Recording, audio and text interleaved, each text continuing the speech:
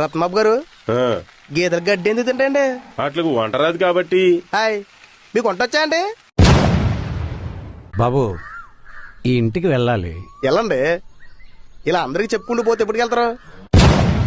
ఒరే, హాయ్, నేను ఎమ్మెల్యే అయిన తర్వాత పెట్టే మొట్టమొదటి సంతకం ఏంటో తెలుసా? రాజీనామా అండి. అమ్మాయి ఏం చదువుకుంది? ఇంజనీరింగ్. పెద్ద చదువు అండి. రై, అమ్మాయిని ఏమైనా అడగాలంటే అడగరా? ఇంపార్టెంట్ క్వశ్చన్లు అడగండి, చదువుకొని సాలలేదు కదా. ఒరే గడబాబు, మా ఇంట్లో టీవీ రావట్లేదురా. తాడుగట్లాగే పల్టీలు కొట్టుకుంటూ గుమ్మం దాకా వచ్చేద్ది. వీడికి ఈ మధ్యన పెళ్లి కుదిరింది. ఆడా మగా? మా మాయ కూతునే చేసుకుంటున్నాను అత్త. అయ్యో పాపం, ఆ పిల్లకేం పోయే కాలం. బావా, మీ అక్క పెప్సిడెంట్ వాడుతుందా కోల్గేట్ వాడుతుందా? చెప్పల్లా.